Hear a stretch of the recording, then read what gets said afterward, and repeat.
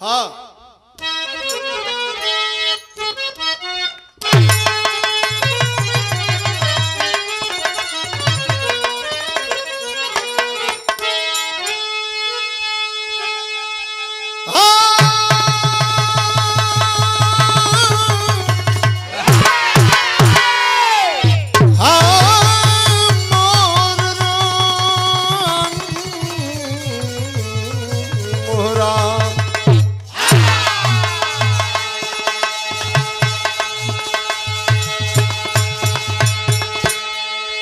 भाणे जी, गोरखपुर जिला क्रांतिकारियों का जिला है।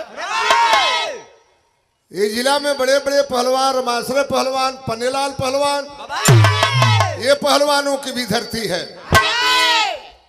तो एगो बिरहा सुना दें बीरस के 4 लाइन भूमिका में। आइए मास्टर, भाव है।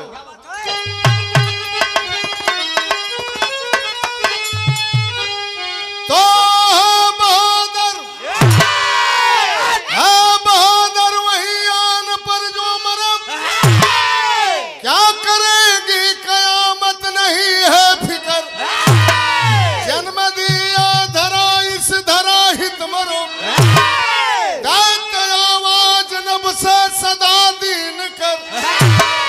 मौत से जंग करते सदा जंग में, क्योंकि कुदरत ने दी उनको बजरा जिगर। अब सगुन या सगुन हार या जीत को प्राथमिकता न देते सरहदे सफर।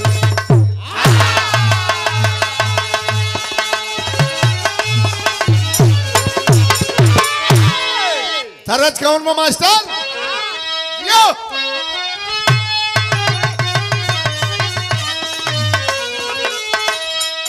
केर काबा मत रो जलवा काशी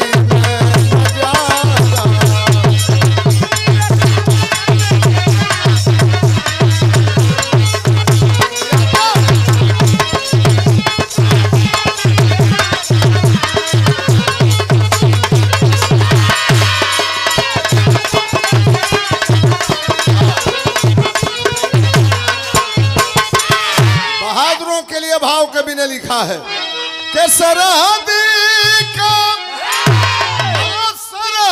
का कसौटी पर जो वीर उतरता है,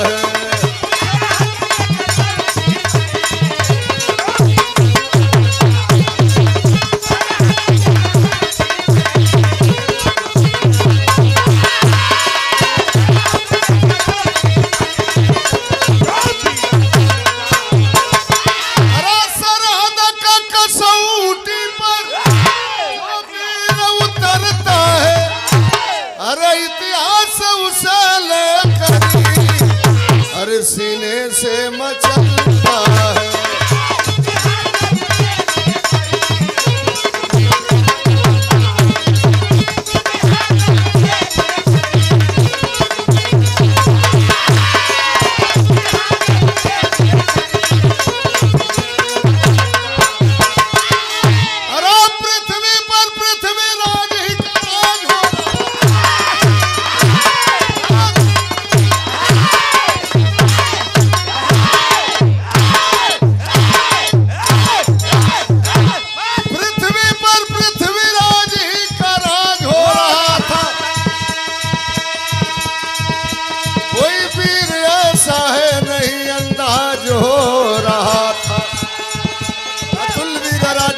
प्रश्न हो रहा, मंत्री के द्वारा सिरसागढ़ का प्रश्न हो रहा।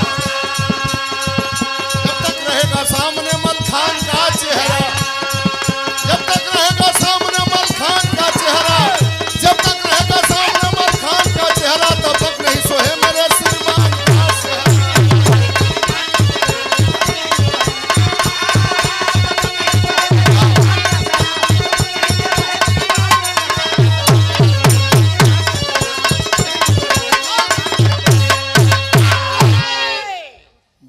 राजा पृथ्वीराज चौहान का नाम कौन नहीं जानता। जहां लड़ाई के मैदान में पृथ्वीराज की तलवार चमक जाती थी, बड़े बड़े राजा, बड़े बड़े बहादुर हार मान जाते थे। विजयदशमी के मेला लगोलन दिल्ली में पृथ्वीराज दुनिया के सबसे बड़े वीर की पगड़ी पृथ्वीराज को बांधी जाएगी। पगड़ी बांधे वाला पगड़ी के लेके चल दिया।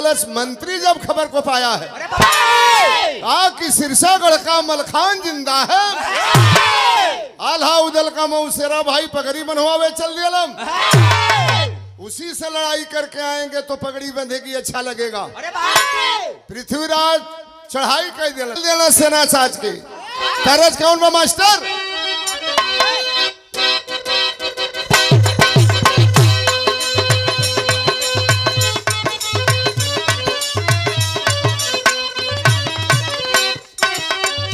लामे के नाम पर मत जइहा परदेसी सैया,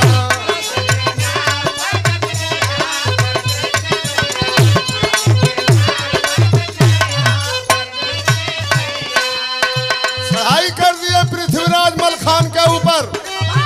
कांपे सुल्तान की गतरिया, नजरिया खूनी।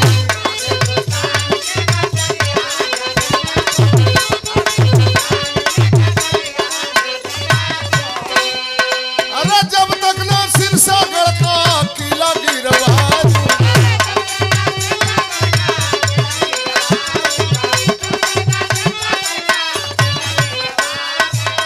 जब तक मलखान को ना जमघर पहुंचा दूंगा,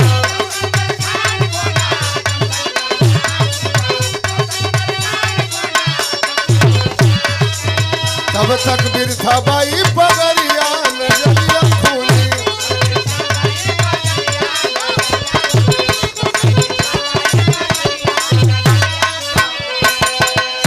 साज के पृथ्वीराज पहुंच गए सिरसागढ़ के किले के पास।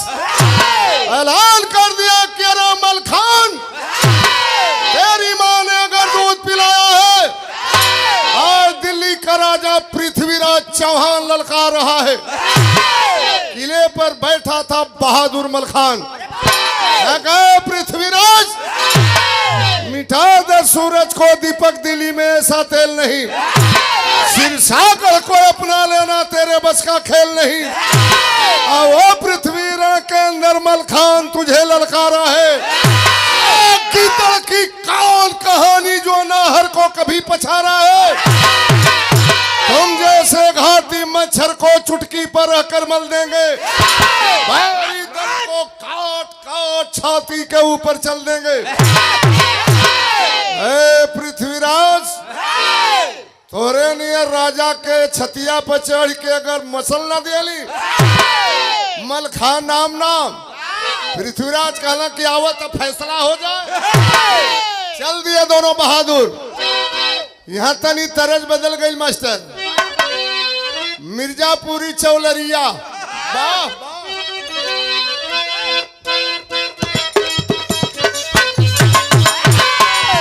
कंधारी दादा के जमाने में करिया खलीफा, बदरी पाड़े वो लोगन के जमाने में गीत गवात रहल।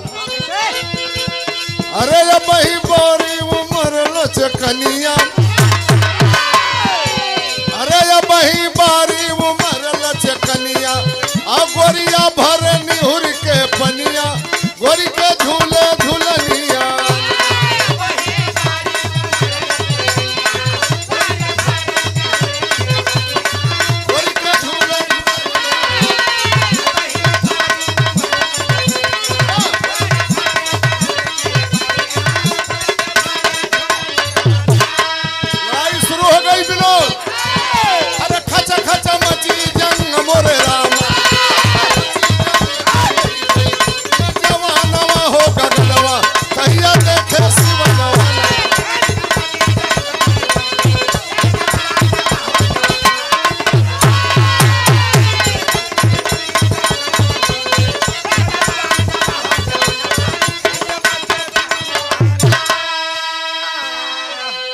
घोड़ी कबूतरी पर सवार हुआ मलखान। गगन में घोड़ी कबूतरी आई,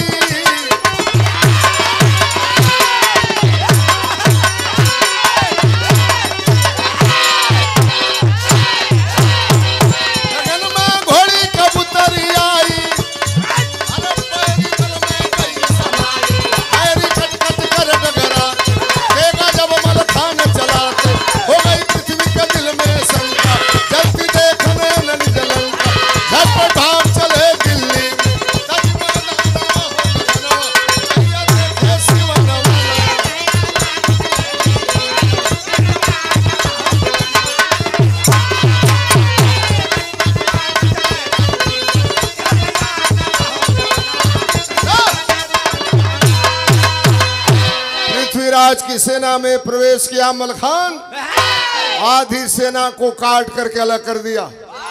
बांचल सेना लेके भगल दिल्ली की ओर पृथ्वीराज।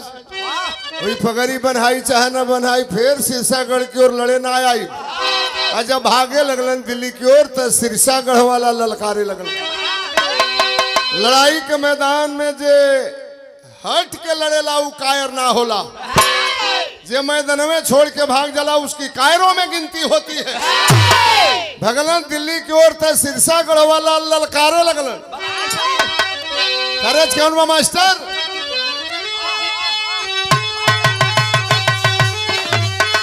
अरे कहवा का खैर चुनावा, कहवा का पान, कहवा के टिकुली,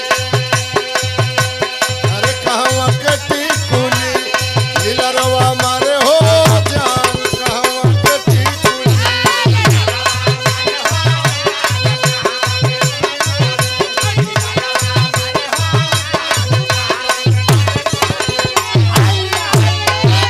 सिरसागढ़ वाला कहे लगलन पृथ्वीराज से के मुसरी गुमान कर मुसरा कलीला में।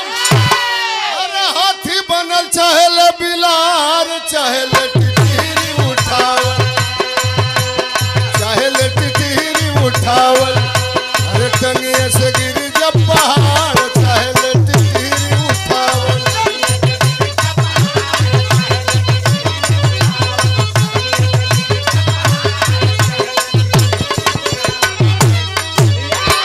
सिरसागढ़ वाला कहले पृथ्वीराज मुसरी में मुसर न अमाई, बिलार हाथी ना बन सकले, टिटहिरी से पहाड़ ना रोकाई। जब फिर ताके के हिम्मत मत करिए पृथ्वीराज।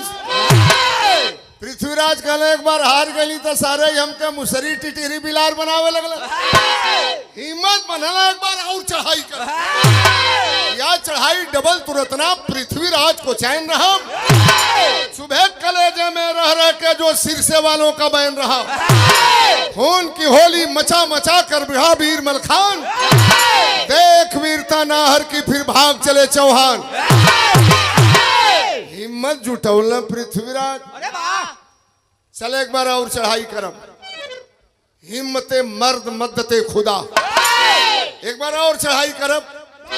दूसरी बार चढ़ाई के लिए पृथ्वीराज गजब बहादुर था सिरसागढ़ का मलखान। दूसरी बार भी पृथ्वीराज को हरा दिया और सेना लेके भगलन दिल्ली की ओर। लेकिन एगो कहावत हमनी के पुरनिया लोग कहे, केहू से न हारे उतय अपने से हारी जाला। पहुंचल बमाहिल सिरसा गढ़ राजा धनिया। धनी धनी भैने मोरा धनी मलिखान बीरा। धन धन धन धन हमारी बहिनिया।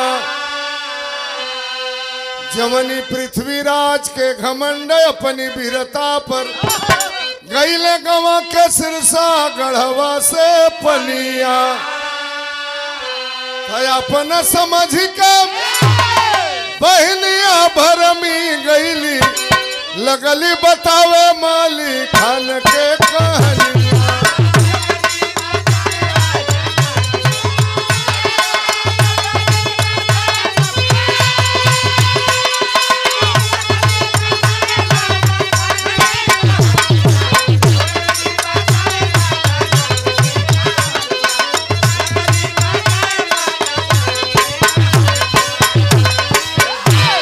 जे केहू से ना हारेला अपने से हारेला। चाहे राजनीति का क्षेत्र हो, पहलवानी का क्षेत्र हो, संगीत का क्षेत्र हो। ये कहावत चरितार्थ है। अपने आदमी अपनी आदमी के संगे धोखा करेलन। मलखान की मामा के नाम रहल माहिल, मलखान की माई के नाम रहल ब्रह्मा। महिला कलश अरे हमार बहने पृथ्वीराज के दो बार हरा के दिल्ली में पहुंचा दियलस।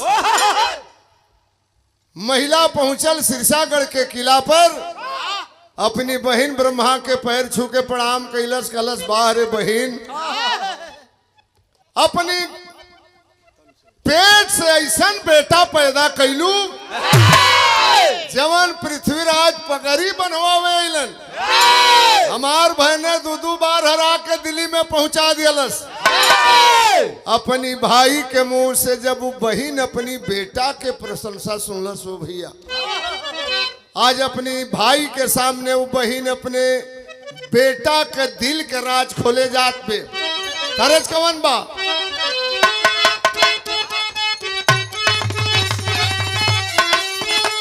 और बड़ा की गोतनिया मरलस, तनवा के बतिया पतिया रोई रोई, पतिया रोई रोई, लिखवल रजमतिया पतिया रोई रोई।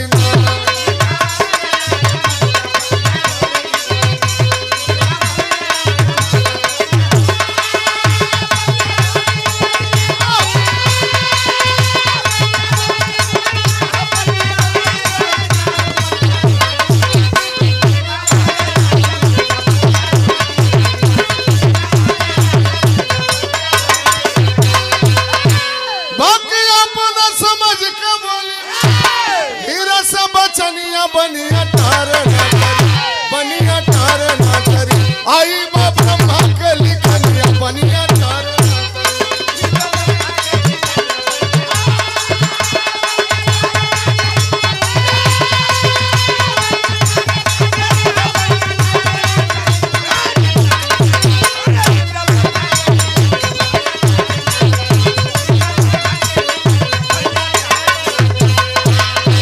बहनिया कलश भैया हमरे बेटा के विषय में पूछ देला। अरे दुनिया में कोनो माई बेटा नहीं खे पैदा कैले कि हमारी बेटा के मार दे। काहेम पाँव तले बसे हमारी बबुआ के प्राण हो, जबल बा निशान बाय हमार मलिकान।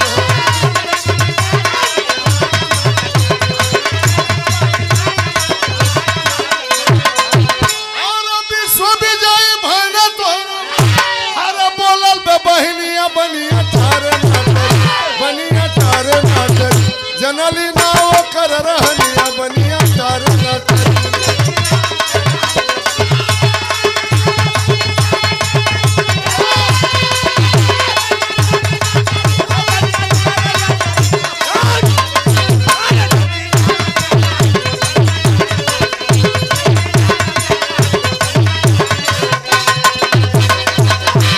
कलश हमारी बेटा की पैर के तलुआ में पैर के नीचे कमल के निशान बम ई वरदान बा हमारी बेटा के। जब ले वो कमल के निशान फटी नाम ब्रह्मो आके लड़े लगिन, हमारी बेटा के कुछ बिगाड़ ना सकेलन। अच्छा तो महिला सारे कई है चाहत रहल, ऐसनो मामा रहला वो जमाने में जवन अपनी बहने के कबो पसंद ना कैलन। मारिच मामा, शकुनी मामा, माहिल मामा, कंस मामा ही कबो बहने के अपनी पसंद ना कैलन। बहनिया बतौलस कि जब ले वो कमल के निशान फटी ना के वो हमारी बेटा के एगो रोवा ना टेढ़ कर सकेला। महिला के यह चाहत रहल, धोखा कर दिया अपने बहन और अपने बहने के साथ में। अरे कांटों से यारी माली कर लिया, निमंत्रण दिया भूल से पतझड़ को हरियाली। अपनों से जलन होती चुगले दुगले विश्वासी घातों को, चंद स्वार्थ में सदा बेचते अपने रिश्ते नातों को। पहुंच गया माहिल दिल्ली में, पृथ्वीराज को किया सलाम। विजय पा सकेंगे मलखे पर लेना होगा कुछ इल्जाम। महिला पहुंच गई दिल्ली में पृथ्वीराज के दरबार में। राजा की जय हो, मलिकार की जय हो। पृथ्वीराज कहले भैया तोहरे नाम माहिल हो, कैसे आगमन भइल? महिला कहले चला एक बार और चढ़ाई कर। कहले ने भैया तोहरे नाम माहिल हो, हम थूक के चटले हैं, ढेला मच के आयल है। गणिहत्था ढेला फेंक के आई नहीं कि जब ले जियब तब ले सिरसागढ़ की ओर ना ताकब। सरे महाराज हमार भयने हो, कैसे मरी एक उपाय हमारी लगे बाम। रातों रात वो माहिल सिरसागढ़ के किले के बाहर कई मील लंबा कई मील चौड़ा पोखरा खुदवाया। वही पोखरा में जगह जगह बर्छी भाला गड़वा दिलस, ऊपर से मिट्टी से तुपवा दिलस। महिला जानत रहल की पृथ्वीराज जानत रहलन, आज धोखे की मार कर दिया वो माहिल। तीसरी बार पृथ्वीराज चढ़ाई किए और ऐलान कर दिए कि मलखान तीसरी बार तुमसे लड़ने के लिए आया हूं, अब की हार जाऊंगा, तेरा चेहरा नहीं देखूंगा, फिर जिंदगी में नहीं आऊंगा। सिरसागढ़ के किले पर बैठा था बहादुर मलखान। कलश अरे पृथ्वीराज शर्म नहीं आती, दो बार तो के हरा के दिल्ली में पहुंचा दिए, तीसरी बार आए हो तो आज लड़ाई के मैदान में तुम्हारी खैरियत नहीं है। गया वह बहादुर मलखान माई ब्रह्मा के पैर छू के प्रणाम कैलन, मेहरारू के गले से लगौलन, घोड़ी कबूतरी पर बैठा और चल दिया लड़ाई करने के लिए। तो भाव कभी न लिखा है।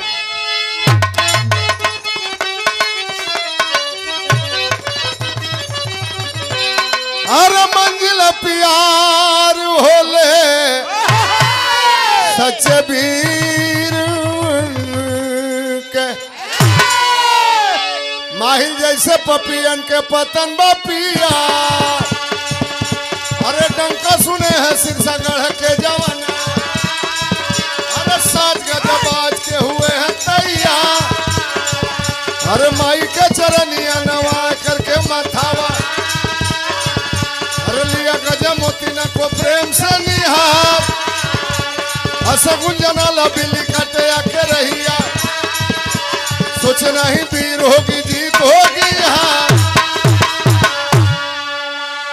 जो ही किले से बाहर आया बिलारिया के रास्ता काट दिहलस।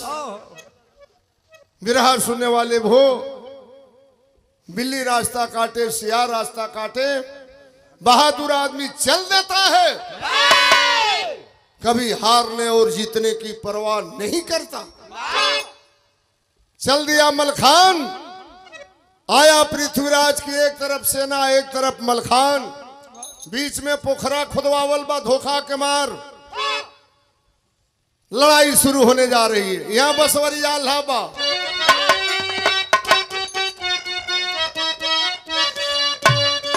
अरे घोड़ी कबूतरिया कभी धरा पर,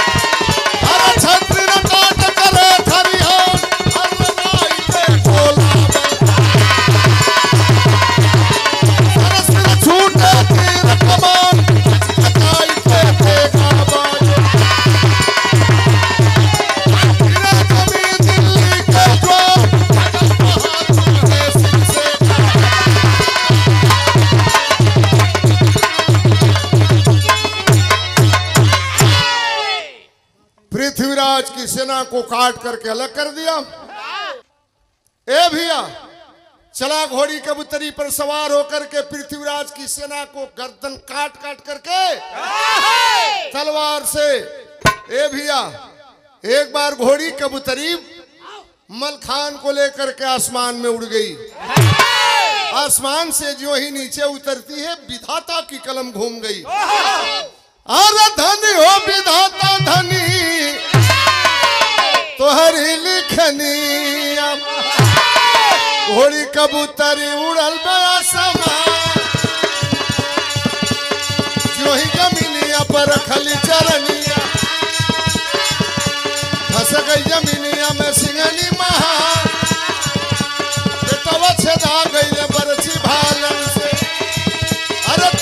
मुर्शिद आयल मुर्शिद पीठी पर जवन महिला धोखा के मार कैले रहल पोखरा खुनौले रहल। मलखान को जानकारी नहीं थी। घोड़ी कबूतरी आसमान से जो ही नीचे उतरल उसी पोखरे में जाकर के गिर गई। एक भाला मलखान के पैर के तलवे में लगा, कमल पत्र फट गया। घोड़ी कबूतरी के पेट में बरसी भाला धसल बाम। मलखान के पैर में भाला लगाम, लगाम पकड़े हुए घोड़ी कबूतरी पर हमेशा हमेशा के लिए सो गया। घोड़ी कबूतरी सोचला समार स्वामी धोखा से मरा गिल, अपने मालिक के सिरसागढ़ के किला तक पहुंचा दे। जोर लगाती है पोखरे से तो निकल गई, बीच रास्ते में जाते जाते गिर गई वो घोड़ी कबूतरी और रो करके एक सवाल करती है। चला बढ़ाइए, कहानी को बढ़ाइए जरा,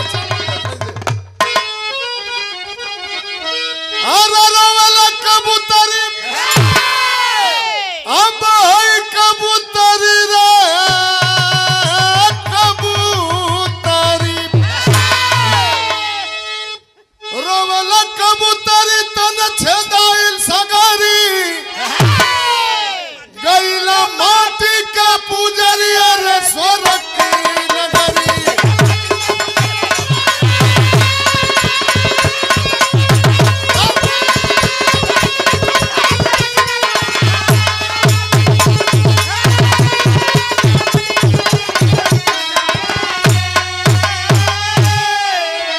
सदा साथ रहने का हमसे रहा आपका वादा, आज अचानक बदला स्वामी कैसे आप इरादा, छोड़ली माटी कसरिया स्वर्ग की नगरी। धोखे से मारा गया वह बहादुर मलखान, लज्जित होना पड़ा पृथ्वीराज को।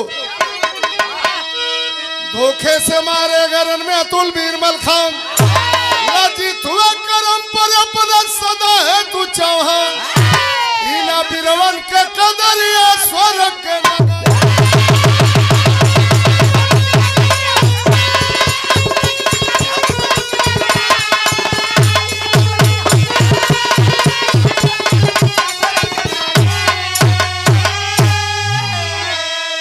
कुसुम पराग देवराम पफारे जद्दू के पैगाम, कांटों से यारी माली कर लिया, लेखनी कासनाथ का सदा बरसती लाली।